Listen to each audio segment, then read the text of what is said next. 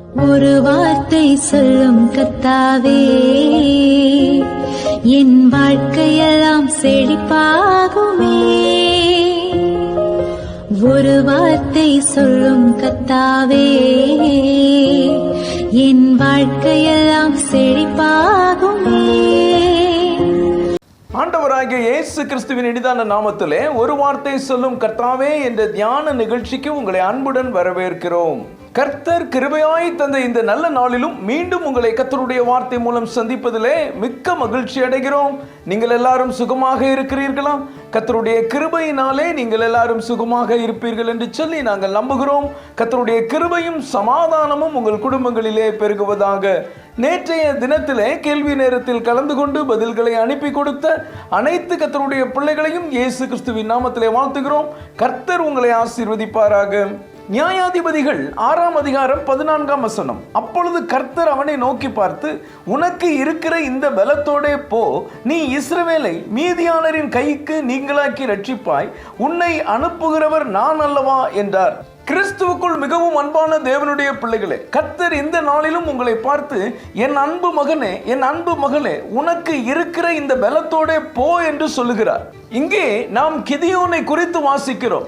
இஸ்ரவேல் ஜனங்கள் கர்த்தரின் பார்வைக்கு பொல்லாப்பானதை செய்தபடியினால் கர்த்தர் அவர்களை 7 வருஷம் மீதியானரின் கையில் ஒப்பு கொடுத்தார்.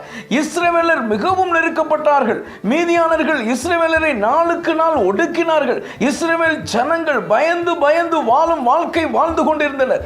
இஸ்ரவேல் ஜனங்களின் கூக்குரல் கர்த்தருடைய சந்நிதியிலே வந்தது. கர்த்தர் அவர்களை விடுவிக்கும்படி இறங்கி வந்தார். ஒரு நாள் கிதியோன் மீதியானருக்கு பயந்து போய் கொஞ்சம் கோதுமையை போரடித்துக் கொண்டிருந்த போது கர்த்தருடைய தூதன் அவனிடத்தில் வருகிறார். அவனை பார்த்து, பராக்கிரமசாலியே, கர்த்தர் உன்னோடு இருக்கிறார் என்று சொல்லுகிறார். பயந்து போயிருந்த கிதியோன், ஆண்டவனே, கர்த்தர் எங்களோடு இருந்தால் இப்படியெல்லாம் எங்களுக்கு ஏன் நடக்கிறது? எங்கள் பிதாக்கள் எங்களுக்கு சொன்ன அற்புதம் எங்கே? நாங்கள் மீதியானர் கையிலே அடிமையாக இருக்கிறோமே என்று புலம்புகிறான். அப்பொழுதுதான் ஆண்டவர் இந்த வார்த்தைகளை கிதியோனிடம் சொல்கிறார். உனக்கு இருக்கிற இந்த பலத்தோடே போ, நீ இஸ்ரவேலை மீதியானரின் கைக்கு நீங்களாக்கி ரட்சிப்பாய், உன்னை அனுப்புகிறவர் நான் அல்லவா என்று. எனக்கு அன்பான தேவனுடைய பிள்ளைகளே, நீங்களும் கிதியோனை போலத்தான் நினைக்கிறீர்களா?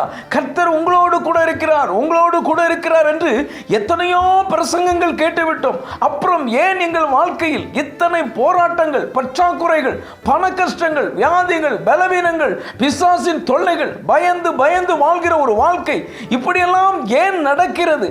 நாங்கள் கேள்விப்பட்ட ஒரு அற்புதமும் எங்களுக்கு நடக்கவில்லை என்று யோசிக்கிறீர்களா?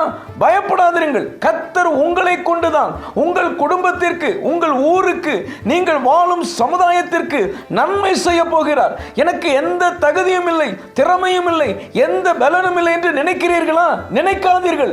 1 கொரிந்தியர் 1ஆம் அதிகாரம் 27ஆம் வசனம் எப்படியாக சொல்கிறது?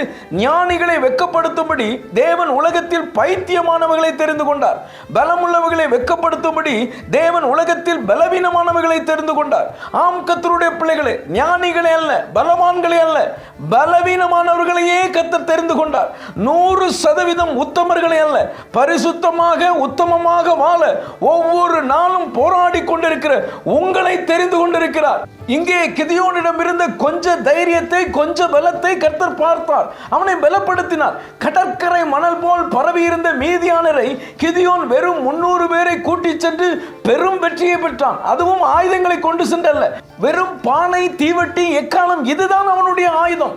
எனக்கு அன்பான தேவனுடைய பிள்ளைகளே, கர்த்தர் நீங்களும் நானும் நினைப்பது போல காரியங்களை செய்கிறவர் அல்ல.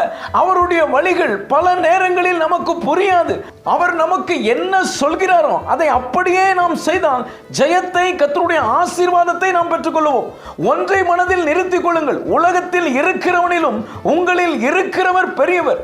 இதை என்னால் செய்ய முடியாது, அதை என்னால் செய்ய முடியாது என்று உங்களையே தாழ்வாங்க நினைத்து பின்வாங்காதீர்கள். உங்களால் செய்ய முடியும். ஏன் தெரியுமா? உங்களை பலப்படுத்துகிறவர் கிறிஸ்து. என்னை பலப்படுத்துகிற கிறிஸ்துவினாலே எல்லாவற்றையும் செய்ய எனக்கு பலன் உண்டு என்று சொல்லுங்கள்.